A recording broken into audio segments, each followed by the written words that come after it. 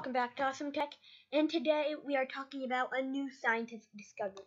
Yeah, I know, we're supposed to talk about tech, but this is very important for the tech world and the future of technology. So, at the beginning when I saw the scientific discovery, I thought, yeah, this is cool. But then some YouTubers started saying how this can be important to tech, and I decided, you know what, this might as well be the most influential tech discovery of all time. Maybe not the most, but definitely up there. So I decided I need to make a video about this right now. So, today we're talking about negative math. So, some professors at some college school, that's how every scientific discovery is made, they discovered negative math. They were in some studio doing an experiment. I don't exactly know how they did it, but they discovered negative mass is a thing. So, what is negative mass? It's pretty much the opposite of mass. So, something can weigh 10 pounds, but it can also weigh negative 10 pounds or negative 5 pounds. You're asking me, how is this possible? I know, I don't know how it's possible either, but it's possible. So, it does the opposite of what mass does. So, this isn't antimatter. Antimatter is the opposite of matter. This is the anti-mass. Negative mass is still matter. It just has a negative mass. If you get where I'm going, you probably don't. But negative mass and forces. So this is how it reacts to pushes and pulls. So let's say you're pushing a negative mass particle this way. A positive mass particle would keep going that way, but something that has a negative mass goes the opposite way that you want it. The opposite of positive mass.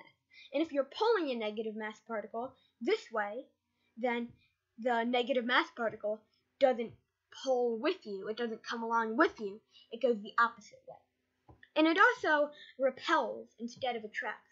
Like for gravity. Let's think of gravity as hills and ditches. So regular gravity is like a ditch. Once you get into it, you're stuck. Or regular mass. That's gravity with regular mass. But with negative mass, it's like a hill, or a really steep hill. So when you're climbing up a really steep hill, sometimes you fall. So the negative mass is repelling you, sort of. So what does this mean for the world of tech? This can help with hoverboards. Instead of having to push it up. With negative mass, you can just push it down and it'll be a lot easier. And it can help with transportation as well as airplanes and cars, because with cars now you can figure out new ways to make it easier and make cars go faster. This can help with faster computers, make your computers faster by putting this in the CPU. I don't know how that would work, but it can do that. But just remember, this won't be able to be in our technology for 30 or 40 years. This was just discovered. So, it hasn't even been used in anything yet. Just so you know, this isn't 5 years in the future we're going to see this. No. But this can also make virtual environments. So, let's say you have your hand and you're pushing down on something. Maybe it can come up so you can feel it. Maybe a glass or something. So, we're sort of getting to making things appear out of thin air, if you think about that. And this can also reinvent the pulley. Because a pulley is when you push something down and it comes up. This is pretty much what negative mass does. And this can also help with energy because it repels things, and it can also go in the opposite direction you push it in. So that could help with power plants and stuff like that. So that was today's episode.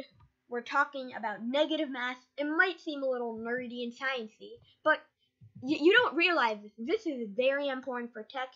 Try to think about what this could do. I mean, just think about it for a second.